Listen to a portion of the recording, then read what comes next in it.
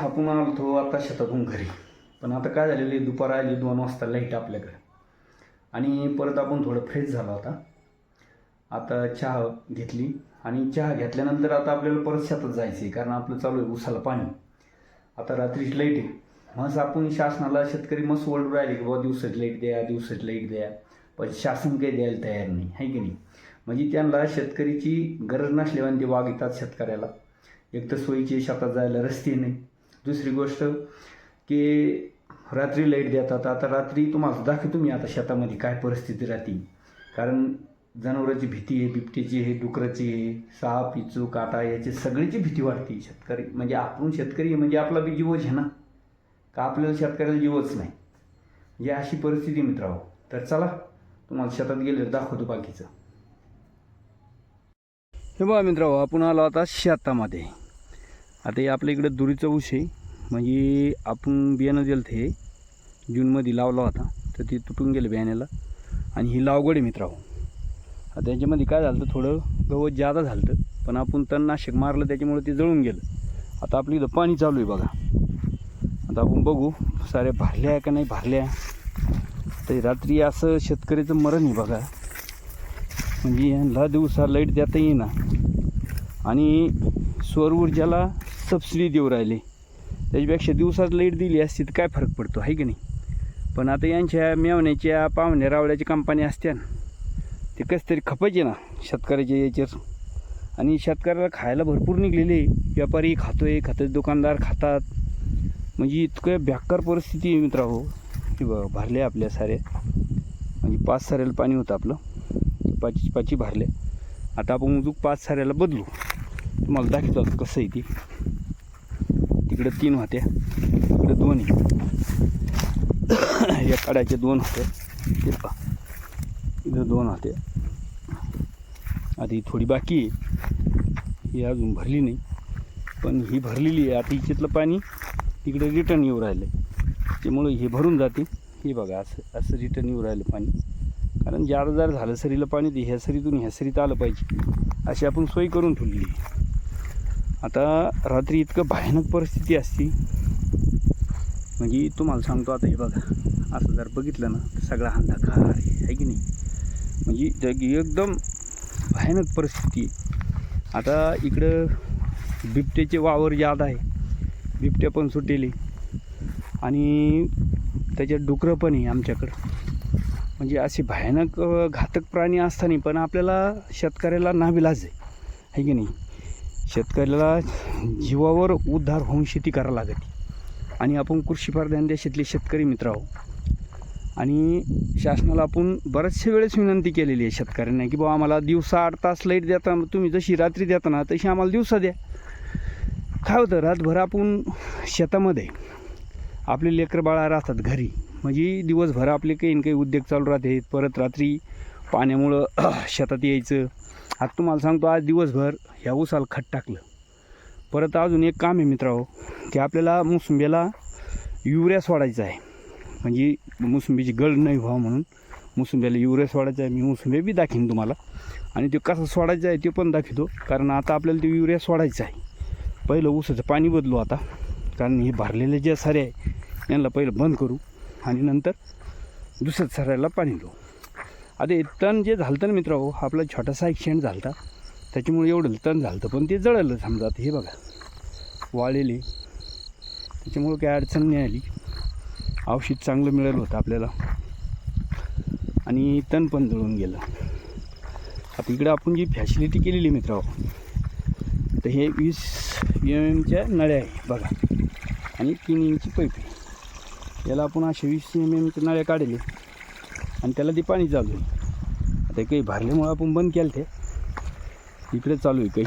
हे पहा, 5 साऱ्याला पाणी लावलं होतं आपण आणि घरी गेलो होतो. थोडं फ्रेश होऊन आलो, चहा घेतली आणि हातपाय धुतले आणि थोडं देवाचं दर्शन घेतलं. कारण देवाचं दर्शन घेतल्याशिवाय आपल्या शेतकऱ्याला पर्याय नाही मित्रांनो. आपलं सगळं आयुष्य देवावर आहे.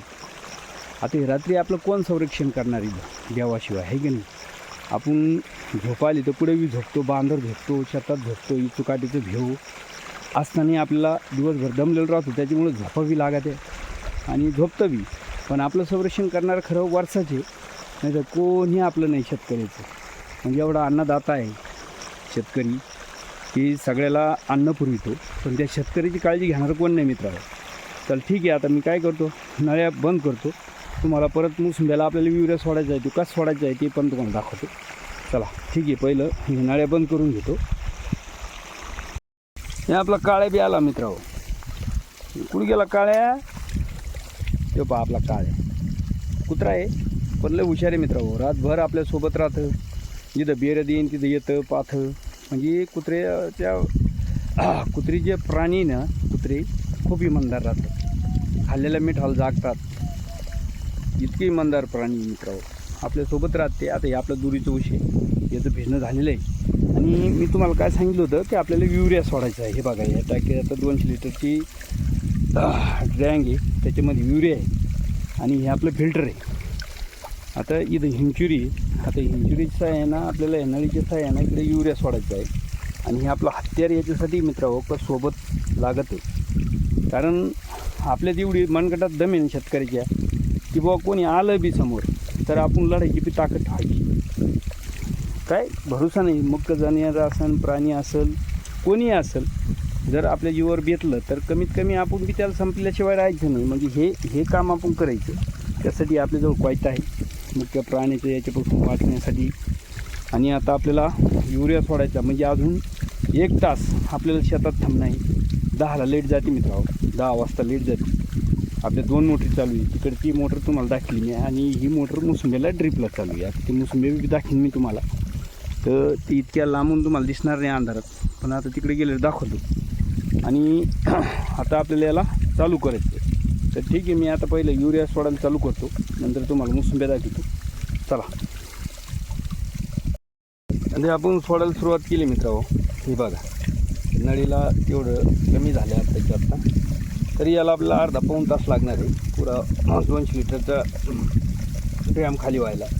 तर आपल्याला आता थोडा वेळ बसू, तर तिकडं बी आपलं नळीचं पाणी भरतं आहे. आणि नंतर 10 वाजता घरी जाऊन जेवण करायचं, परत झोपायचं आहे. आणि सकाळी उजून आपले उद्योग चालूच आहे की नाही.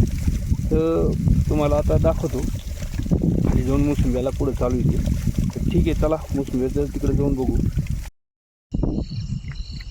हे मोसंब्याचं झाड आहे मित्रांनो, आणि इथं आपलं ड्रिचिंग करायचं काम चालू आहे. याला आता सध्या माल आहे का हे अशा पद्धतीत झालेलं आहे.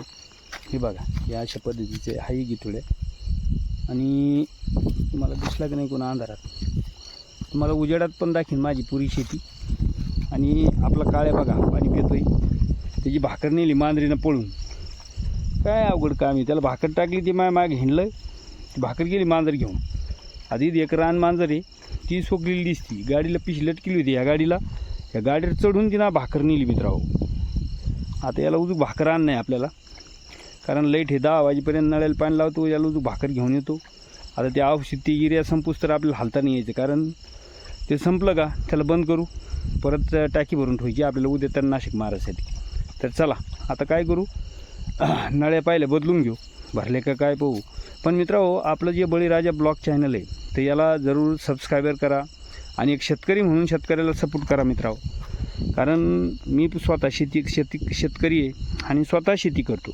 असं काय नाही की बाबा यूट्यूब चॅनल खोललं मी काही हे नाही आहे, तर स्वतः शेती करणार माणूस आहे. त्यासाठी आपल्या यूट्यूब चॅनलला सपोर्टिंग करा. जे शेतकरी असतील ते सगळ्यांना तर शेतातलेच ब्लॉग आपले राहत असते. चला ठीक आहे, जय जवान, जय किसान, जय महाराष्ट्र.